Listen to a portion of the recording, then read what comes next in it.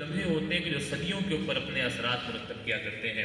یہ زبان زد عام ہے کہ پوسٹ کووڈ ماں بعد کرونا دنیا کے حالات بہت مختلف ہوں گے۔ وہ کیا ہوں گے، کس طریقے سے ہوں گے، اس کے کیا امپیکٹ ہوں گے، اور انسان کے مزاج اور اس کے رویے سے لے کر بین الاقوامی تعلقات اور بین الاقوامی پالیسیز تک وہ اثر انداز ہوں گے۔ دنیا کے اندر مستقبل میں وہی لیڈ کرے گا جو آج کے حالات کا صحیح تجزیہ کرے گا، صحیح مشاہدہ کرے گا، اس کے مطابق اپنی حکمت عملی ترتیب دے گا۔ آنے والی دور میں دنیا کی زمام کار اور زمام اقتدار اسی کے ہاتھ میں ہوگی۔ اسلامی جمعیت طلبہ کے ارکان کی حیثیت سے یہ آپ کی ذمہ داری ہے کہ آج کے ان حالات کو سمجھیں، اس کے مطابق جو اسلامی تحریک اور اسلامی جمعیت طلبہ کی پالیسی ہونی چاہیے اس کو پروپوز کریں، اور جو حکمت عملی مربوط انداز میں آپ اپنے طور پر مرکزی سطح پر بندی چاہیے اس کے حوالے سے تجاویز دیں، تاکہ اسلامی جمعیت طلبہ اور اسلامی تحریک مستقبل میں اس فکر کے احیاء میں اپنا بھرپور کردار ادا کر سکے۔ میرے عزیزوں اور دوستوں، اس وقت 4 بنیادی نکات ہیں کہ جو اسلامی جمعیت طلبہ کی پالیسی کا محور ہے۔ اس میں پہلا نقطہ ہے اسلامی فکر کا احیاء، دوسرا نقطہ ہے مضبوط تربیتی نظام، تیسرا نقطہ ہے اکیڈمک ایکسلنس، اور چوتھا نقطہ ہے ٹیکنالوجی کا مثبت استعمال۔ اور ان چاروں نکات کو پیش نظر رکھتے ہوئے، مد نظر رکھتے ہوئے، اسلامی جمعیت طلبہ ایسے افراد تیار کرنا چاہتی ہے جو اسلامی فکر کے حامل ہوں، بہترین اخلاق کے مالک ہوں، عصری علوم میں دسترس ہو، اور جدید ٹیکنالوجی سے لیس ہو کر احیاء دین کی جد و جہد اور اقامت دین کی جد و جہد میں اپنا کردار ادا کر سکیں۔ اور پالیسی کے انہی 4 نکات کو مد نظر رکھتے ہوئے گزشتہ سیشن میں یا رواں سیشن میں آپ کی مرکزی مجلس شورا نے 3 ترجیحات کا تعین کیا تھا، جس میں مؤثر تربیتی نظام، جامعات میں کام اور بزم میں کام ہے، کہ جو آپ کی اسلامی جمعیت طلبہ کی مرکزی مجلس شورا نے اپنی ترجیح کے طور پر جس کو متعین کیا تھا۔ سالانہ جائزہ اجلاس میں مرکزی مجلس شورا نے ان ترجیحات کی بنیاد پر پورے نظام جمعیت کا جائزہ لیا، جس کا مختصر سا خاکہ میں آپ کے سامنے پیش کر کے جو شورا کا احساس ہے وہ بیان کروں گا۔ پہلی چیز مضبوط تربیتی نظام ہے۔ اسلامی جمعیت طلبہ کے قیام کے مقاصد کے ساتھ ہی یہ چیز متعین تھی کہ جمعیت کے قیام کا مقصد افراد کار کی تیاری ہے، اور ہم دعوت کا جتنا کام کرتے ہیں وہ اسی لیے کرتے ہیں کہ اس کے نتیجے میں را مٹیریل ہمارے پاس آئے گا، اور اس را مٹیریل کو ہم پھر دعوت کی تربیت کے اس پورے عمل سے گزار کے اس کو نرش کریں گے، اس کو پالش کریں گے، اس کو فکری، نظریاتی، اخلاقی اعتبار سے مضبوط کریں گے، لیس کریں گے، اور احیاء دین کی اور اقامت دین کی جد و جہد میں وہ اپنا کردار ادا کر سکے گا۔ لیکن گزشتہ سیشن میں جو ہمارے تربیتی اجتماعات کی صورتحال رہی ہے، اس میں اجتماعات امیدواران 62% ہوئے ہیں، اسٹڈی سرکلز جو ہمارے مرکزی ہوتے ہیں وہ 50% ہوئے ہیں، اور 14 مقامات اور 3 ڈویژنس کے علاوہ پاکستان بھر کے تمام ڈویژنس اور مقامات میں تربیت گاہوں کا انعقاد ہوا ہے۔ گو کہ تربیت گاہوں کے انعقاد کے حوالے سے اس سال صورتحال بہت بہتر رہی ہے، لیکن اس کے باوجود جو ہمارے اسٹڈی سرکلز اور اجتماعات امیدواران کی صورتحال ہے وہ بہت اچھی نہیں ہے۔ اس پر ارکان جمعیت کو سوچنا چاہیے اور اپنے اپنے مقامات اور ڈویژنس میں اپنا کردار ادا کرنا چاہیے۔ دیکھیں، اگر افراد کار کی تیاری کے فورمز ہمارے کمزور ہو جائیں گے تو یہ پورا نظام جمعیت جس مقصد کے لیے بنایا گیا وہ مقصد پورا نہیں ہو رہا ہوگا۔ اس لیے جمعیت کے قیام کا جو بنیادی مقصد یہ ہے کہ ہم نے افراد کار تیار کرنے ہیں، تو جمعیت کی کامیابی کے معیارات بھی یہی ہوں گے کہ ہم کتنے بہتر اور مؤثر انداز میں افراد کار کی تیاری کے اس کام کو کر سکیں۔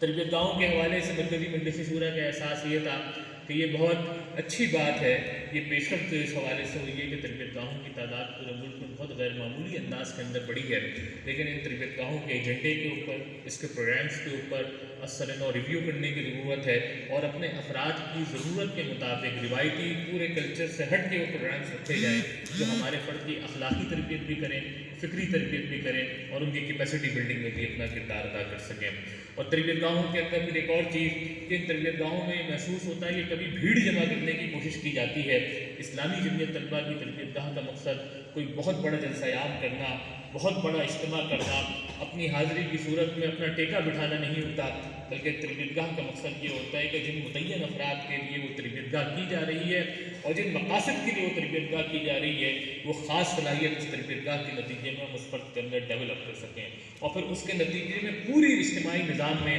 سماوات کے نظام کو، نظم و ضبط کے نظام کو قائم کر سکیں، کہ جس کے نتیجے میں اجتماعی طور پہ اسلامی جمعیت طلبہ آگے بڑھ سکے۔ اس لیے یہ مضبوط تربیتی نظام، یہ مؤثر تربیتی نظام افراد کار کی ان تیاری کے فورمز کے ساتھ ہی منسلک ہیں۔ جب ہماری یہ فورمز مضبوط ہوں گے تو اس کے نتیجے میں ہمارا پورا تربیتی نظام مضبوط ہو جائے گا۔ ترجیح میں ہمارا دوسرا نقطہ جامعات میں کام تھا، اس کا جائزہ اسلامی جمعیت طلبہ کی مرکزی مجلس شورا نے کیا ہے، جو کہ اس سال جامعات کووڈ کی وجہ سے پورا سال بند نہیں ہے، لیکن اس کا جائزہ بھی موجود ہے اور اس کے مطابق آنے والی جمعیت کو اپنا منصوبہ بھی بنانا چاہیے اور اجتماع ارکان کو اس موضوع پر اپنا احساس اور اپنی بات بھی رکھنی چاہیے۔ ابھی فی الوقت نظم کی صورتحال یہ ہے کہ پورے پاکستان میں 222 کل جامعات موجود ہیں، یہ پبلک سیکٹر کی یونیورسٹیز بھی ہیں اور پرائیویٹ سیکٹر کی یونیورسٹیز بھی ہیں، لیکن پبلک اور پرائیویٹ سیکٹر کے ان 222 جامعات میں سے اسلامی جمعیت طلبہ کا نظم 111 جامعات کے اندر موجود ہے کہ جو جامعات کی کل تعداد کا 50% بنتا ہے۔ اس کا مطلب یہ ہے کہ 50% ایسے انسٹیٹیوشنز موجود ہیں، ایسے کیمپسز موجود ہیں جہاں اسلامی جمعیت طلبہ کی دعوت بھی نہیں پہنچ سکی ہے، جہاں جمعیت کا پیغام، جہاں جمعیت کا نام، جہاں جمعیت کا کام کچھ بھی نہیں پہنچ سکا۔ یہ اچھی صورتحال نہیں ہے، اس کے اوپر بات بھی کرنی چاہیے اور اس کی مزید بہتری میں جمعیت کے ارکان کو اپنا کردار بھی ادا کرنا چاہیے۔ اسی طریقے سے اس سال اسلامی جمعیت طلبہ کی مرکزی مجلس شورا نے جائزہ لیا کہ پورے ملک کے اندر جو میڈیکل کالجز ہیں اس میں ہمارا کتنا کام ہے۔ یہ میڈیکل کالجز اور اس میں بھی خصوصاً جو سرکاری میڈیکل کالجز ہیں، مڈل کلاس کا جو سوشل انٹیلیجنشیا ہے وہ یہاں پر آتا ہے۔ گزشتہ عرصے میں ہم نے دیکھا آج سے 20 اور 15 سال پہلے اسلامی جمعیت طلبہ کا میڈیکل کالجز میں بہت بھرپور نظم تھا، اس بھرپور نظم کے نتیجے میں اسلامی جمعیت طلبہ کے اس پورے نظام میں جو سوشل انٹیلیجنشیا تھا اس کا فلو موجود تھا، اور یہی لوگ تھے جو مستقبل میں سوسائٹی پہ اپنا امپیکٹ ڈیولپ کرتے ہیں اور جمعیت کی نظریاتی اور فکری طور پہ دعوت معاشرے کے اندر عام ہو رہی ہوتی ہے۔ لیکن جو ابھی صورتحال ہماری میڈیکل کالجز میں کام کے حوالے سے وہ بہت بہتر نہیں ہے۔ 25 میڈیکل کالجز میں جمعیت کا نظم ہے اور پورے ملک کے اندر کل میڈیکل کالجز 114 ہیں، اس طرح 21.92% میڈیکل کالجز میں موجود ہیں۔ اس کے علاوہ میڈیکل کالجز میں اسلامی جمعیت طلبہ کا نظم موجود نہیں ہے، تو اس کے اوپر غور و فکر کرنی چاہیے، اس کے کام کو آگے بڑھانے کے لیے منصوبہ ترتیب دینا چاہیے اور ارکان جمعیت کو اس حوالے سے اپنا بھرپور منصوبہ ترتیب دینا چاہیے تاکہ اسلامی جمعیت طلبہ کا نظم بہتر طور پہ آگے بڑھ سکے۔ اس سال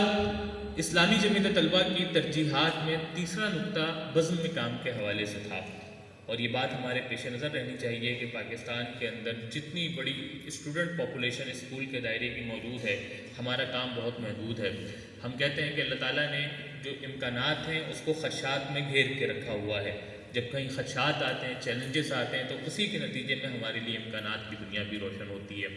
لیکن دیکھا یہ گیا ہے کہ اسلامی جمعیت طلبہ جو بزم کا کام کر رہی ہے، تعلیمی ادارے بند ہونے کے بعد اس کا الٹیمیٹلی امپیکٹ یہ پڑنا چاہیے تھا کہ جو رہائشی سیٹ اپ ہے ہمارا وہ بہت مضبوط ہو جانا چاہیے تھا، لیکن گزشتہ عرصے میں یہ نہیں ہو سکا ہے۔ کووڈ کی وجہ سے تعلیمی ادارے بند تھے، ایک اسٹوڈنٹ اپنے گھر کے اندر اپنی مسجد میں پلے گراؤنڈ میں موجود تھا اور جمعیت کے نظم کے پاس یہ اپارچونیٹی موجود تھی کہ اپنی پوری تنظیم کی قوت کو استعمال کرتے ہوئے اپنے رہائشی حلقات میں اس بزم کے کام کو مضبوط کرے۔ پورے ملک میں جمعیت کے رہائشی حلقے 2382 ہیں، لیکن جو بزم کے رہائشی یونٹس ہیں وہ 1160 ہیں، وہ تقریباً ہمارے 50% سے بھی کم بنتے ہیں۔ یعنی اس طرح پورے ملک میں 50% سے زائد جمعیت کے تنظیمی حلقات ایسے موجود ہیں کہ جہاں ہمارا بزم کا رہائشی سیٹ اپ بھی قائم نہیں ہے، تو اس کو دیکھنا چاہیے، اس کے حوالے سے ارکان کو بات کرنی چاہیے، اور اس میں سے بھی 86.8% ایسے بزم کے یونٹس ہیں کہ جہاں پہ ہمارا انچارج، صدر اور نظم موجود ہے۔ اس کے علاوہ جو رہائشی یونٹس ہیں اس میں ہمارے صدر اور نظام موجود نہیں ہے۔ اور مزید اس کا جائزہ لیا تو اندازہ ہوا کہ ہماری مقامی جمعیتوں میں تو بزم کی صورتحال قدرے بہتر ہے، لیکن جو ڈویژنل ہمارا پورا نظام ہے اس میں بزم کی صورتحال اتنی بہتر نہیں ہے کہ جتنی ہونی چاہیے تھی۔ تو بزم کا پورا یہ نظام ہے جو مستقبل کی جمعیت تیار کرتا ہے، اور ہر گزرتے دن کے ساتھ پہلے ایئرلی سسٹم تھا یونیورسٹیز کے اندر، تو اسٹوڈنٹ کے پاس ایک ٹائم ہوا کرتا تھا، آپ کے کارکن کے پاس بھی ہوتا تھا، عام طالب علم کے پاس بھی ہوتا تھا، آپ اس کے پاس دعوت لے کے جاتے تھے، اس کو اپنی آرگنائزیشن کے اندر انگیج کرتے تھے تو وہ آپ کی تنظیم کا حصہ بن جاتا تھا۔ ہر گزرتے دن کے ساتھ جب یہ ایئرلی سسٹم ہوا، اس سے سیمسٹر سسٹم آیا، پھر یہ ماڈیول سسٹم کی طرف جا رہا ہے، تو یہ وقت آپ کے لیے اور سکڑتا جائے گا، اور جمعیت کو اپنی مستقبل کی مضبوط تنظیم بنانے کے لیے بزم کے حوالے سے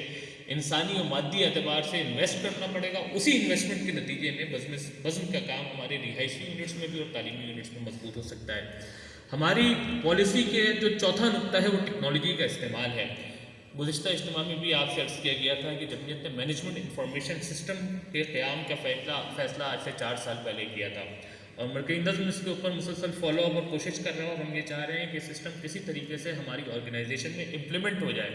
اور اسلامی جمعیت طلبہ کی پیپر لیس آرگنائزیشن اس طرح بن جائے کہ جس میں وقت کا، صلاحیتوں کا اور وسائل کا بہت بہتر انداز میں بچایا جا سکے اور اس کو کسی مثبت جگہ پہ استعمال کیا جا سکے۔